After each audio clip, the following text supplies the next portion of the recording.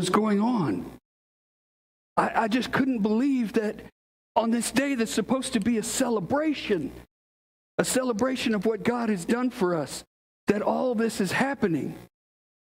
Oh, but wait. I'm getting ahead of myself.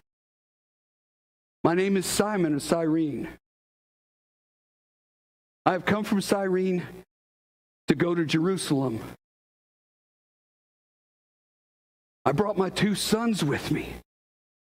This time we started our walk to Jerusalem.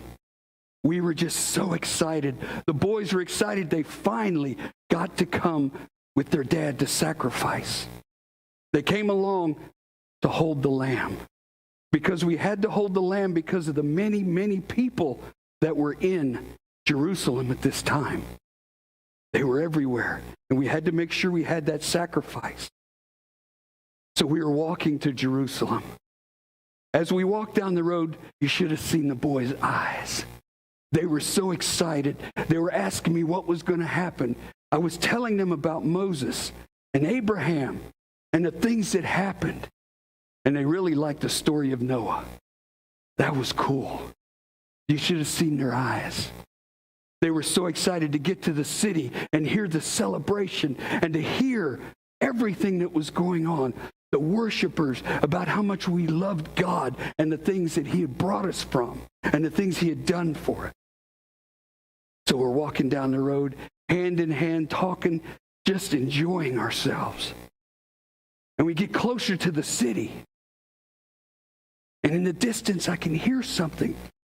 But it doesn't sound like worshipers. It doesn't sound joyous. It just sounds chaotic. I don't understand what can be happening on this day that we're supposed to celebrate our God. So we got closer to the gates, and as we went in, we heard somebody scream, "Crucify him!" I was stunned. My boys were shocked. They grabbed a hold of me. What do you mean, crucify him? Who are we crucifying? We got in a little closer, and I seen that the crowd was just getting angry. We tried to leave, but we couldn't leave. We were sucked up in the crowd. And we got close to the road where something was happening. I couldn't see, so I just poked my head in just so I could see what's coming down the road. And to my amazement, I seen 2 crosses coming down the road with men carrying them. They're being crucified today on the day of celebration. The first one is coming down. He's begging for mercy. He's begging for them not to crucify him. Oh, just the agony I felt when I heard that. Then the second, he was a lot different. He was arrogant. He was loud. He was screaming at the crowd, cursing at everybody around because he didn't think he needed to die. My boys were just so close, I could hardly move. They wouldn't go anywhere. And then all of a sudden I heard someone say, "There's Jesus." I turned and I looked. I could not believe what I was seeing. This man had blood all over his body. It was dripping from his head from a crown of thorns. There was not a part on his body that wasn't bruised or beaten. And he had this heavy cross stuck across his back. And as he came up the road, he was barely moving. I don't know how he was even carrying that cross. He just was moving so slow. And those Roman soldiers are screaming at him and whipping at him. "Move, get going up that road, move it." And I'm standing there shocked. My boys are shocked. And right in front of us, Jesus drops to the ground. That cross just bangs down on his back. Oh, I just couldn't believe it. Oh, the pain that I felt when I seen that cross drop right on his back. I didn't know what was going to go on. And then all of a sudden I felt the Roman soldier grab my arm and he said, "You carry his cross." No, I cannot do that. No, and I tried to back off. And as soon as I started backing off, he reached for his sword Okay, I will do it. I got out into the street and I put that heavy cross. I picked it up and I set it on my shoulder. It was agonizing, the weight of that cross. And I started up the road. Every step was just perilous. I didn't know if I could make it, but I knew I had to. So I just kept going. And as I was going up that hill, headed for Golgotha, the blood that he was shedding went down my cheek. I could still feel it. It's still on me. I can still feel it. All the blood that he shed on that cross was going down on me. We went all the way up that hill, one step at a time. And then finally, we made it to the top. And I dropped that cross down on the ground. It hit the ground with a thud.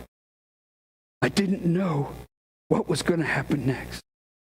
So I backed up and I got with my boys. I held them tight. And those Roman soldiers picked Jesus up and they laid him down on that cross. They spread his arms wide and they put both of his feet together on the top part of or the bottom part of the cross.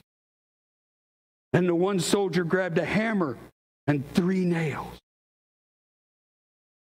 He nailed his hands and his feet on that cross. Oh, I could still hear that, the agony that is just going through my body right now. Each one of those hammer, boom, it hit. Boom, it hit and went through his arms, his legs. All for someone that did nothing to deserve it. And then once they nailed him to that cross, they picked up the cross, raised it up, and it slammed down into its holder. And there he was, up there stretched above everyone. Myself and the boys just looked in horror. We didn't know what was going on. We just looked and wondered, why was this man being crucified? And it got quiet for a few seconds, and then you heard something from the cross and what Jesus said. Forgive them, Father, for they know not what they do. This man who was just put on the cross by these soldiers was asking forgiveness for them. Can you imagine that? All the pain that he had just been through, and he's asking his Father for forgiveness for those soldiers. What a man. What a man. And then it was quiet for a few moments. You heard some women crying in the background. They were at the foot of the cross. And then all of a sudden you heard a great earthquake. The skies, they turned solid black at noon. It was black. You couldn't see anything. And then all of a sudden Jesus said, "It is finished." And he was gone. The man that was hanging on the cross, spirit is gone. For what? Why did they do that? I just couldn't believe it. And then all I'd done, I just took a few steps. And I walked over to the cross. And I just stood there. I don't know how long it was. It felt like an eternity. It was just, the pain was excruciating. I will never forget that. And as I was standing there, I felt something tugging on my closed. It was my boys. They both looked up at me. Said, "We're sorry, Daddy. We lost the lamb."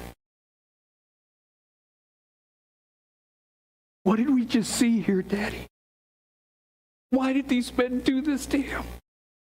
We don't understand. So I reached down. I picked both of my boys apart. And I went to the cross. And I looked up. And I said, "Watch the Lamb